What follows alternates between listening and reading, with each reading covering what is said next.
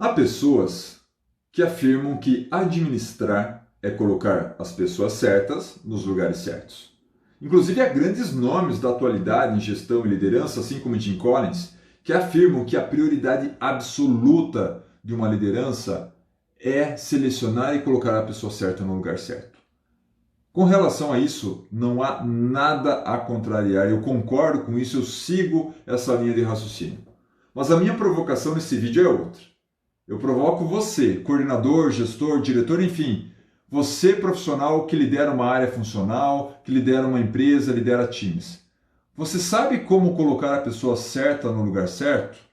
Você sabe que lugar é esse? Quais são os critérios que predizem o sucesso de uma pessoa em determinada posição? É sobre isso que eu vou falar nesse vídeo. Afinal, ao longo da minha jornada enquanto líder de times, de projetos, de pessoas, eu desenvolvi um método simples e que eu percebo que muitos não fazem, não aplicam, desdenham. E é sobre isso que eu vou falar agora. E começo falando sobre a área que você gerencia, a área que você lidera. Imagine que a sua empresa, a sua área, é um tabuleiro de xadrez. O mercado é um torneio de xadrez. Se você iniciasse num torneio de xadrez com peças faltando no seu tabuleiro, com certeza você já começaria em grande desvantagem. Agora imagine que o mercado é esse torneio, que o tabuleiro é a sua área ou empresa e que o seu adversário ali no torneio é o seu concorrente ou os seus concorrentes no segmento em que você atua. Você precisa ter clareza quais são as posições necessárias para que você cumpra com o seu objetivo.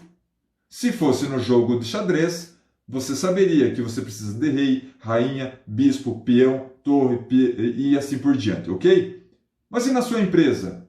Há quanto tempo você não faz o exercício de olhar para o seu time e analisar se todas as posições estão preenchidas? E se todas as posições necessárias estão existindo ali dentro? Quer um exemplo? Há muita empresa de software, desenvolvedora de IRP, que não tem a figura, a posição de um analista de negócio. O que é que acontece quando isso não existe? Há uma demanda exigida, uma atribuição de análise de negócio exigida de um programador.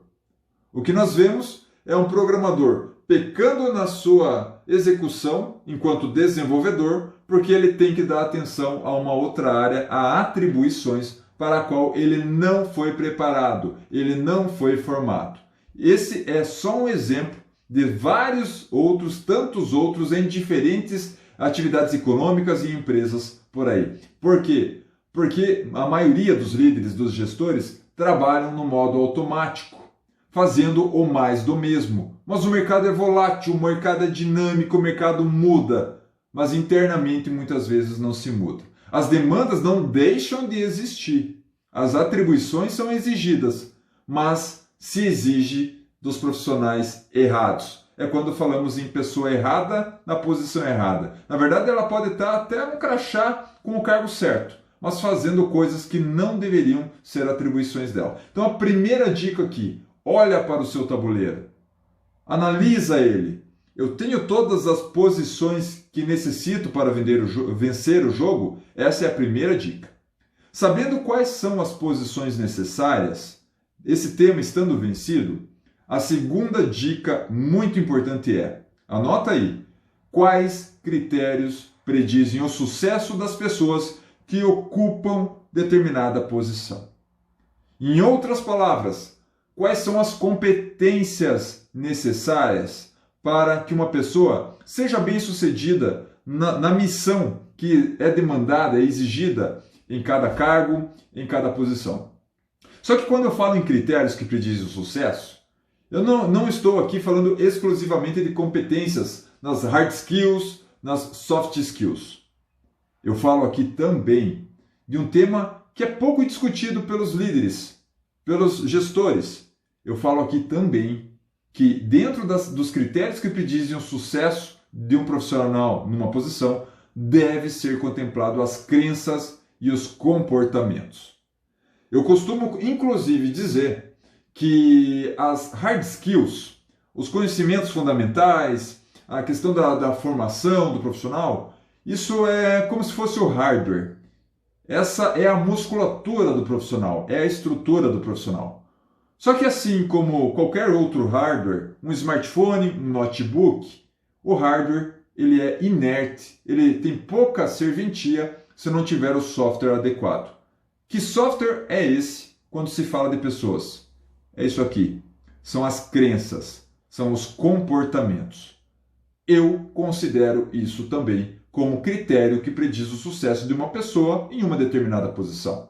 Quais são os critérios que predizem o sucesso de uma pessoa em determinada posição? Quais são as crenças? Quais são os comportamentos exigidos de uma pessoa para que ela seja bem-sucedida num determinado cargo? Querem um exemplo que eu executo dentro da área em que eu gerencio, que eu comando, que é a área comercial de uma empresa de software? Vai lá.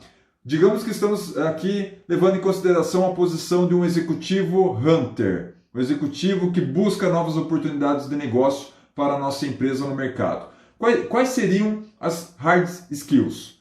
Fundamentos em vendas, outbound, seria uma hard skill. Domínio do glossário corporativo seria uma hard skill. Conhecimento em método AIDA seria uma hard skill. Vamos falar de soft skills. Soft skills, comunicação efetiva, capacidade de fazer perguntas certas, isso é soft skills. Fábio, e quais são as crenças?